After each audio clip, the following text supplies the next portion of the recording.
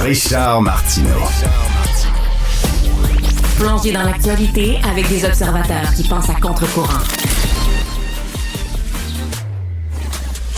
Il y a deux grands oubliés dans cette campagne fédérale. L'environnement, premièrement, on n'en parle pas beaucoup, comme s'il n'y avait plus de problème, tout était correct, réglé, pas besoin de parler de ça. Là, on va parler. C'est rien que Trump. C'est rien que ça.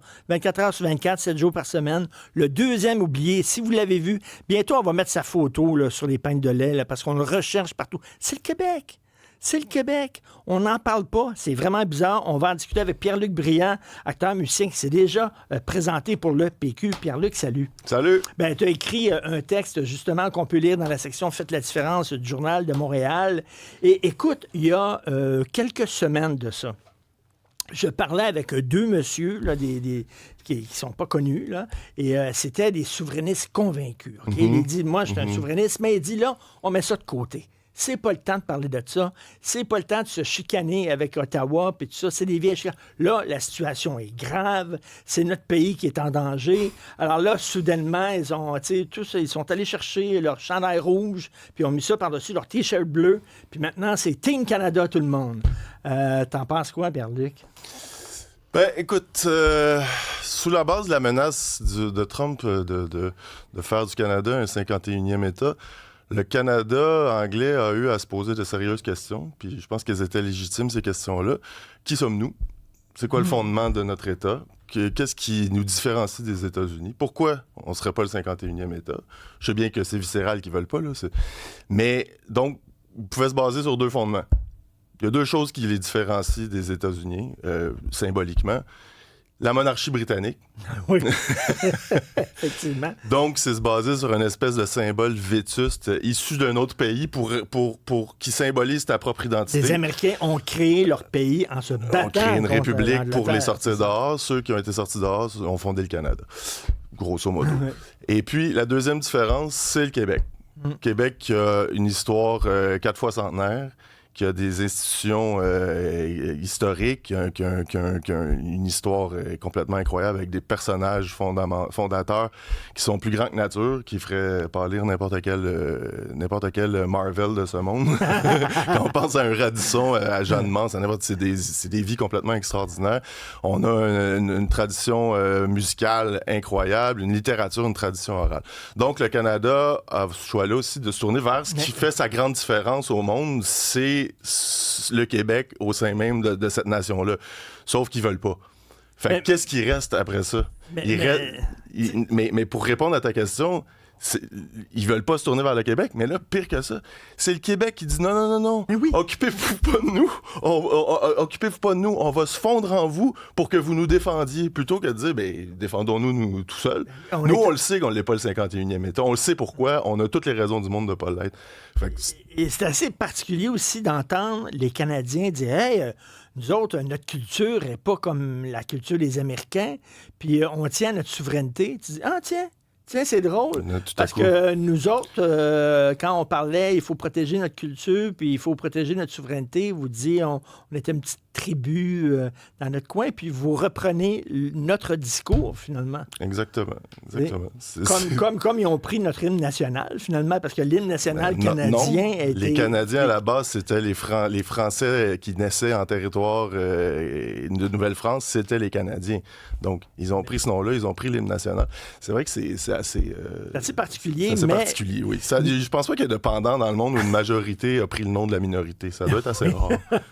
Et tu sais, OK, au Québec, on voit la menace Trump, la menace américaine, vous allez être le 51e État. OK, on ne veut pas être avalé par les États-Unis. OK, mais est-ce qu'on est vraiment mieux au sein du Canada? C'est la question que tu poses dans ta chronique aussi. Est-ce qu'on est vraiment mieux au sein du Canada? Au Québec, moi, je vois absolument pas qu'est-ce que ça... c'est-à-dire que, après ça, on peut discuter. Oui, il y a quand même un filet social canadien, il y a une assurance maladie, etc., des choses qui font que il y a beaucoup de moins de pauvreté au Canada en général. Faut dire ce qu'il y en est. Là.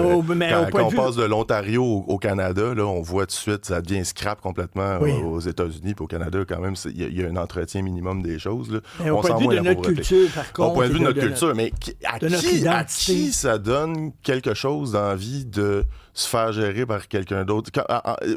Dans quel monde on pourrait dire, en plus en culture au Québec, on investit nous-mêmes à peu près 1 milliard dans notre propre culture. En plus de ça, on est pris dans le 82 milliards qu'on envoie à Ottawa. Il y a à peu près 432 millions qui s'en vont à Patrimoine Canada pour un retour sur l'investissement conditionnel aux propres conditions du Canada. Donc, c'est comme si je te prête de l'argent, puis tu m'en redonnes en disant « Ouais, mais je te redonne ton argent, mais tu vas t'acheter ce que je veux que tu t'achètes avec. » Oui. Fait que dans quel monde... Puis ça, ce système-là ne sert que les intérêts canadiens. Ça ne sert en rien les intérêts québécois. Ce qui fait, en plus, que les gens se mettent à avoir peur de leur ombre.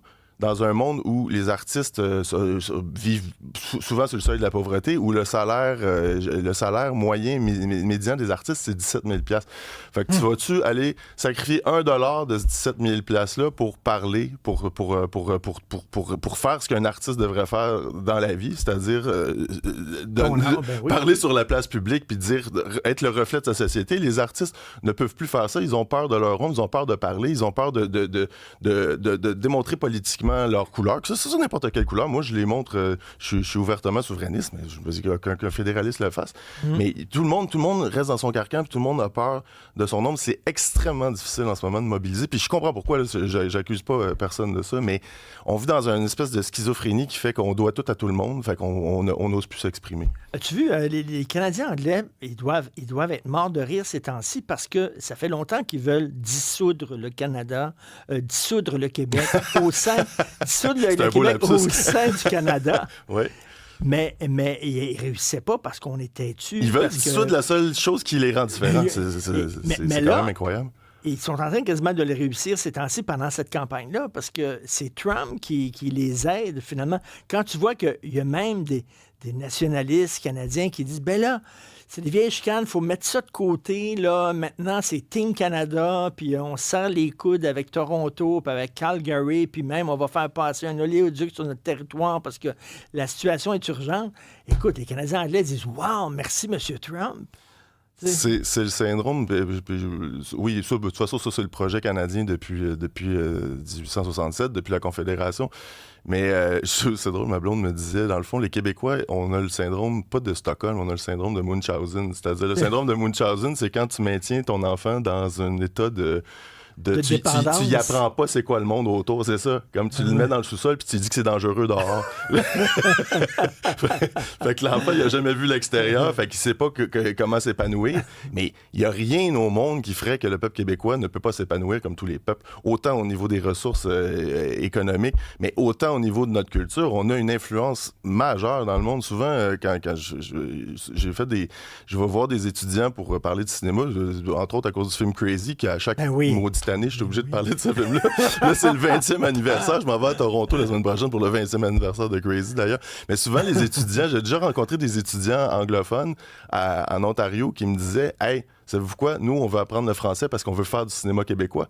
Parce que c'est la seule façon pour nous de rêver à ce que notre cinéma voyage dans le monde. Parce que le cinéma canadien-anglais, premièrement, il ne sort même pas d'un salle au Canada, ne voyage pas. Puis dès qu'il y a une ombre de petit succès, ben, les meilleurs acteurs s'en vont aux États-Unis, les meilleurs réalisateurs s'en vont aux États-Unis, tandis que le cinéma québécois voyage énormément, donc ça devient l'identité du cinéma canadien.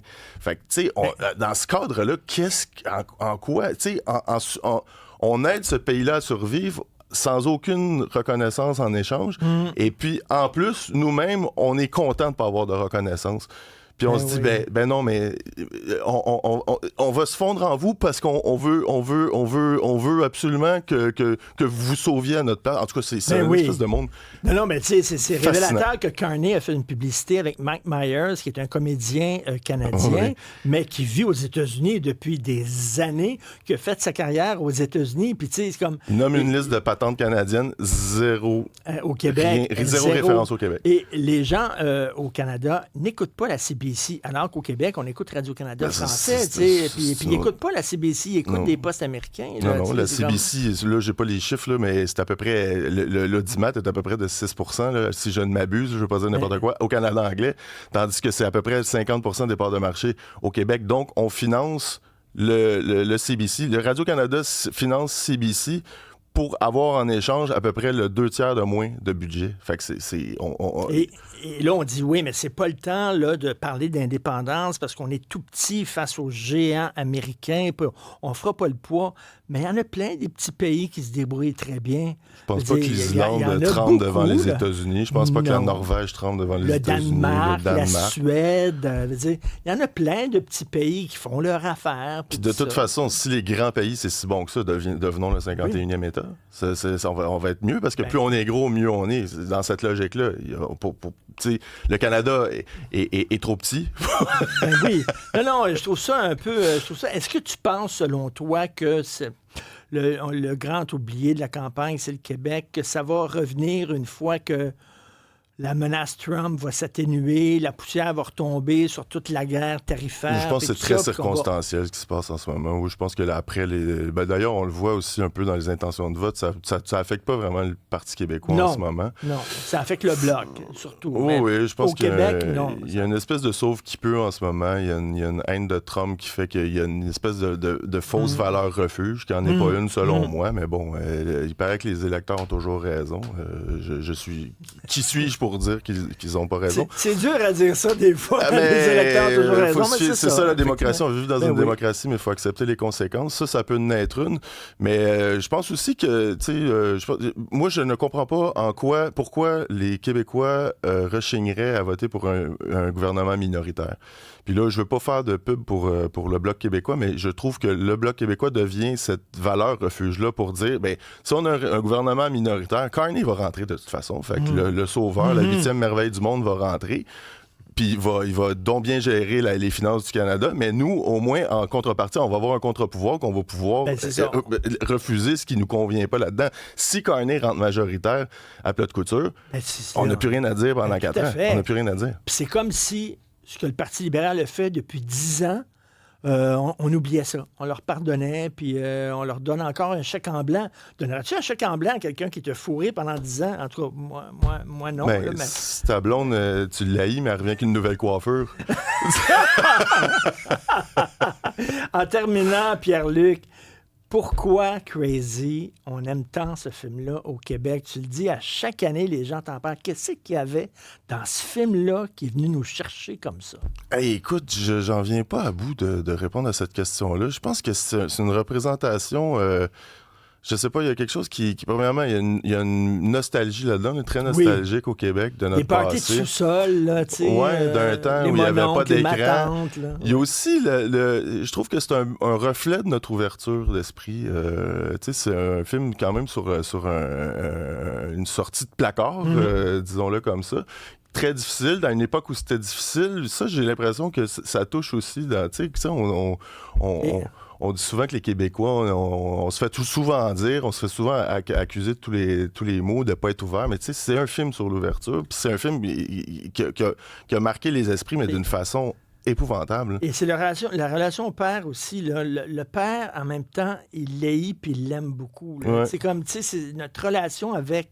Je sais pas, le passé, là, le père, tu sais, c'est pas... Il est pas 100% noir, il est pas 100% blanc, c'est complexe. Oui, puis les frères, moi, je me souviens, quand je jouais dedans, moi, j'ai eu 3 frères. J'ai eu 2 frères puis une sœur, en fait.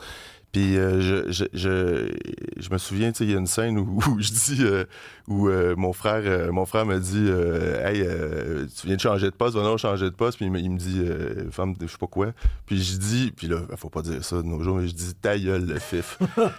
La façon que je le dis, j'ai copié exactement comment mon frère me parlait quand j'étais jeune. Fait que tu sais, c'est une espèce, il y a une espèce de retour, mais de réminiscence une espèce de passé qu'on a... On est nostalgique, sur lequel mais en on même est temps, attaché. on est nostalgique, mais en même temps, il y a des affaires qui n'étaient pas drôles. Par exemple, non, mais c'était c'est pas ça, drôle c'est ça, être pas juste gay drôle. dans les années non, 60-70, c'est ça, oui. mais en même temps, il y avait une nostalgie, puis tout ça. Donc, relation complexe avec notre passé. Mais la famille dysfonctionnelle aussi, parce qu'on est très familial, on a beaucoup de cocons familiales au Québec, mais dysfonctionnel, mais dans la joie et l'allégresse. Tu sais, on se saillit dans la joie. Oui, comme dit souvent ma blonde, c'est des tout croches, mais c'est nos tout croches. Mais on se parle, c'est ça, on se parle, on se dit nos cas de vérité en pleine face. On n'est pas anglican. Ben, en tout cas, actuellement, la relation du Québec dans le Canada, c'est crazy totalement. Pierre-Luc Briand, étant musicien, merci beaucoup. Il faut lire ça d'ailleurs dans la section Faites la différence. Salut. Merci.